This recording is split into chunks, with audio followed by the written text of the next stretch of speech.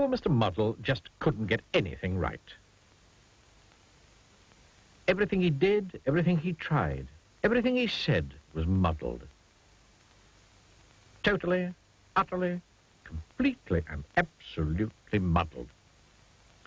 Imagine, for instance, something as simple as hammering a nail into a wall. Now, what could get muddled with hammering a nail into a wall? Mr. Muddle could get it muddled, and frequently did. Imagine, for instance, something as simple as putting on your coat. Now, what could get muddled with putting on your coat? Well, see for yourself. Only Mr. Muddle would put his coat on like that. Imagine, for instance, something as simple as going for a walk. Now, what could get muddled about going for a walk?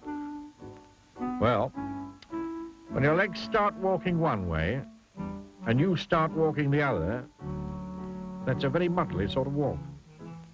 Poor Mr. Muddle, walking one way and going another. Now, you'd probably like to know where Mr. Muddle lives. In a house by the sea near a place called Seatown. Mr. Muddle's house was supposed to be in the country, but Mr. Muddle, who built the house himself, had got the place muddled up, of course. This story starts one afternoon when Mr. Muddle was having his breakfast. Yeah, we know. We know you don't have breakfast in the afternoon. But you do if you get your meal times muddled up. Mr. Muddle was having bread and butter and jam and a cup of tea with milk and sugar. He spread the butter on the table,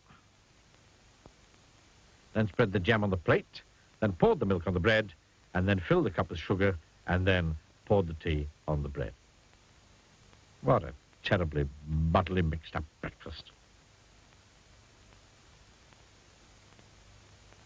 That afternoon, after breakfast, he went for a walk down the beach near his house in order to work up an appetite for supper.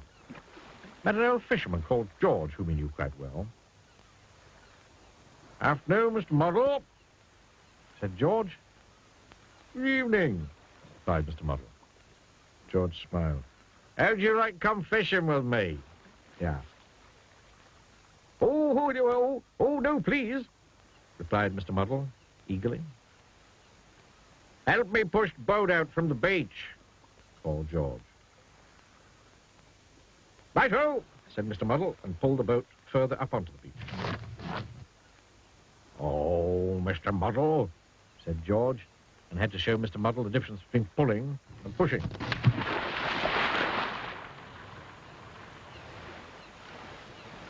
However, eventually, somehow or other, they managed to get the boat out to sea.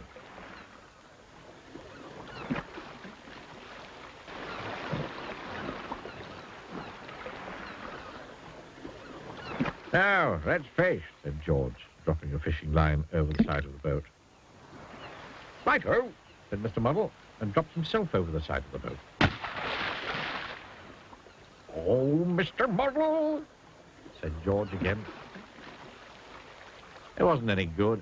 They didn't catch any fish, so they decided to go home before it became dark. "Help me pull the boat up onto the beach," called George. "Right-ho," said Mr. Muddle, and pushed the boat back into the water. George was just about to say, "Oh, Mr. Muddle," again, but he had an idea. Smiled to himself. "Help me push the boat out into the sea," George called. "Right-ho," said Mr. Muddle, and pulled the boat up onto the beach. "Well done, Mr. Muddle," said George. Mr. Muddle smiled a smile and went home.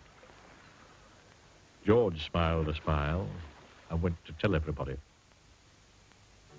The following day in Seatown, Mr. Brick, the builder, asked Mr. Muddle to hold his coat for him. "Right-ho," said Mr. Muddle, and held his ladder for him, which is what Mr. Brick really wanted. "Well done, Mr. Muddle," smiled Mr. Brick, who'd been talking to George. Mr. Muddle was very pleased. Then Mrs. Scrub at the laundry asked Mr. Muddle to pass her the soap. "Right-ho," said Mr. Muddle, and passed her a clothes peg, which is what Mrs. Scrub really wanted. "Well done, Mr. Muddle," smiled Mrs. Scrub, who'd also been talking to George. Mr. Muddle was extremely pleased. And then Mr. Black, the coalman, asked Mr. Muddle to lift a sack of coal down from his lorry. "Right-ho," said Mr. Muddle, and lifted a sack of coal up onto the lorry, which is what Mr. Black really had wanted all along. "Well done, Mr. Muddle," smiled Mr. Black.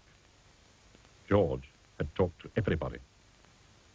Mr. Muddle was delighted. In fact, Mr. Muddle was so delighted that he decided to go home and cook himself a large meal to celebrate. Roast turkey, peas, potatoes, and gravy. He put the turkey in the cupboard to cook. He peeled the peas. He put the potatoes in the refrigerator to boil. And then, do you know what he did? He tried to slice the gravy. Oh, Mr. Muddle.